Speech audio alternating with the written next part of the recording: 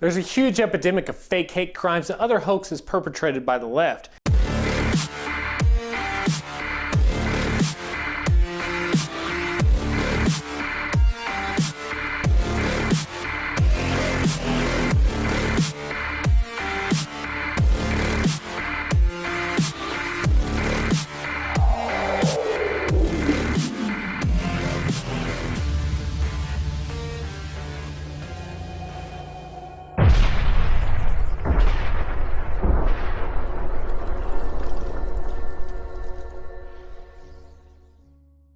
The FBI is investigating a hate crime at American University. Someone used nooses to hang bananas with racist messages on the Washington, D.C. campus. This is where it was before I tore it down. Right after spring break at Texas A&M, freshman Adrienne Rubenstein says she found hate hanging outside the school's main library. She tweeted images of 2 white power posters. 18-year-old Muslim student who claimed 3 men screaming "Donald Trump" attacked her on a Manhattan subway platform was arrested on charges of filing a false report. They were advocating for a country that was completely white, that no other race, no other ethnicity would be welcome here. Hey everyone, so I'm really starting to think that this whole Trump thing was a really bad idea. He only won the presidency 2 weeks ago and I've already been raped by a Nazi, I had my mailbox blown up by a Klansman, and today some white cishet male hit me in the face. Last year's presidential campaign exposed America's economic, social, and racial divisions. Since last November's election, at least 140 instances of racist posters and flyers have been reported on college campuses in 33 states. It seems clear that the extremists feel emboldened in this current political climate. A man in Texas admitted to staging a hate crime after he painted racial slurs on his own home and even lit his truck and motorcycle on fire. We've seen a change in the rhetoric, as some of our worst impulses have moved from the margins to the mainstream. Greenblatt's group has tracked what it calls an unprecedented college recruitment drive by white nationalists. This ends now! Some college students have pushed back. Just last week, racist notes appeared at St. Olaf College in Minnesota. Students protested against hate speech over the weekend, and the school is considering adding mandatory classes on race and gender. Freedom of speech doesn't mean freedom to slander. And so we hope that leaders will step up and speak out when hate rears its head. So why do leftists fake their own hate crimes? Well, for starters, they live in a false reality. It's easier for them to create their own fake world with lies and misinformation than it is to reject their own ideology when it doesn't fit into the facts. The biggest problem that I see with the left is that the core of their ideology is based on moral relativism, which breeds hypocrisy.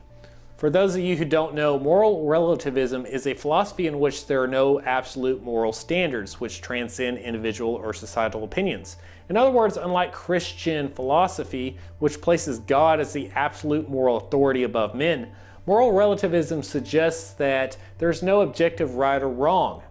Rather, each individual makes up his own moral standards, which are, personal preferences as to what is right or wrong. They push abortion, but at the same time they demand gun control to, quote, save the children. They attack Christianity as being oppressive, yet they embrace Islam, which more often than not treats women as second-class citizens, but also fuses religion with politics, namely Sharia law. So ultimately, leftists are at risk of suffering cognitive dissonance when confronted with the reality which doesn't conform with their worldview.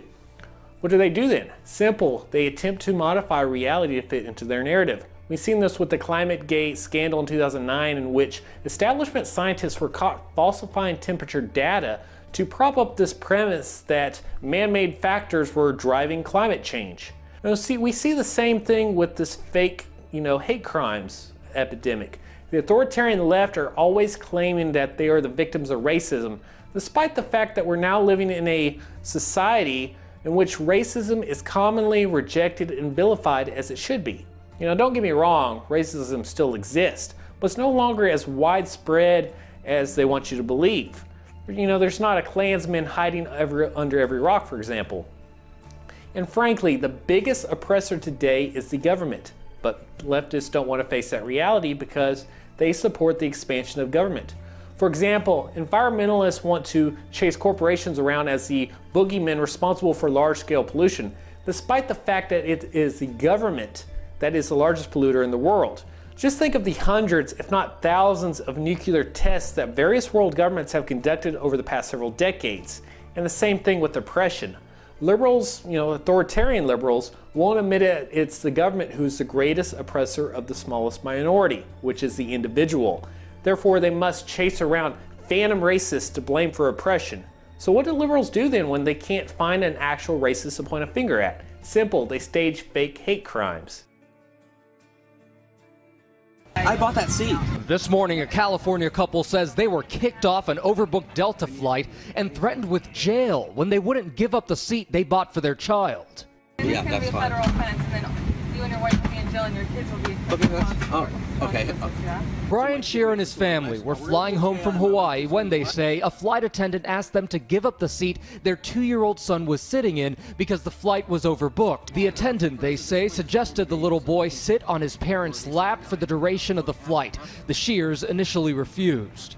As a mother and you have a 1-year-old and a 2-year-old, it doesn't matter whether it's true or false, it put fear in me. Shear says he purchased the ticket in the name of his other son, Mason, but when Mason left the trip early, he put his 2-year-old in that seat. They scanned all of our tickets and let us on the plane. They say Delta knew this was the plan, but once they were seated, airline employees asked them to give up the seat for another passenger. Yeah, I told you that in the beginning. You had 2 options, and now it's come too far.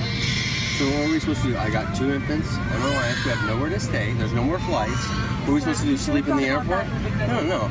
You should have thought about that before you oversold the flight. I paid for that seat. I paid for that seat. So now we're getting kicked off the plane. Did you want to take? Did you want to get off on your own? So wait, what are we supposed to do once we're off this plane? That is not up to me. Shear says he spent $2,000 to fly his family back home the next day. Overnight, the family telling ABC News they don't want money from Delta, they want answers. The whole idea of a customer has been somehow lost now. I just don't. Next tonight here, a major brawl erupting inside the cabin of a passenger plane. You will see the moment, and it comes just as airline executives face a grilling on the Hill today. Many asking what's happened to flying the friendly skies.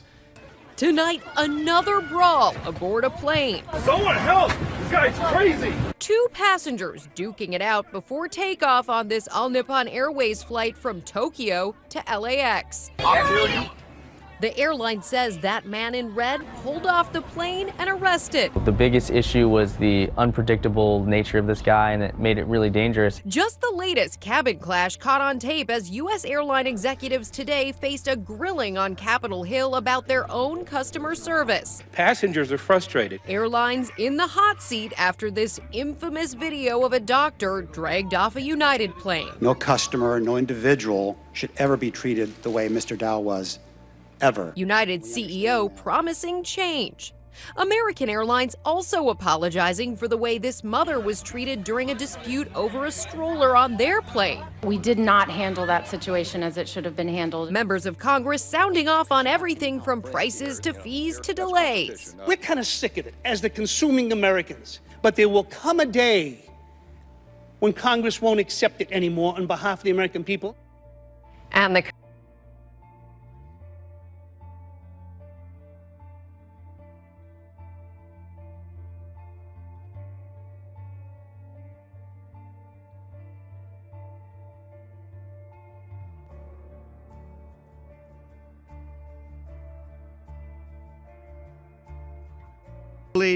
or silenced anymore. The order does 3 things. It states it's the policy of the executive branch to vigorously enforce federal law's robust protections for religious freedom. It essentially orders the IRS to stop enforcing the Johnson Amendment, which forbids churches and other nonprofits from supporting and endorsing candidates. And it protects the conscience of employers who don't want to provide contraception and abortion-inducing drugs on their insurance plans that Obamacare mandated. Many evangelical leaders who pushed Trump to sign an executive order call the president's actions an important first step.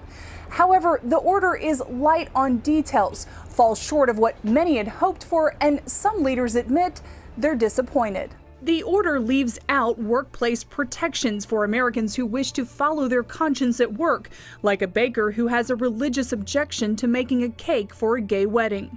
It also fails to mention discrimination against people of faith in the military. I encourage the administration to immediately take concrete steps to ensure that people of faith remain free to live out their faith, writes Oklahoma Senator James Lankford. And the Alliance Defending Freedom writes, we encourage the president to see his campaign promise through to completion. But other leaders say the order combats the hostility Christians have been facing. Quite frankly, I'm not sure there's enough paper in Washington, D.C. To contain all of the attacks that were launched on religious freedom under the Obama administration.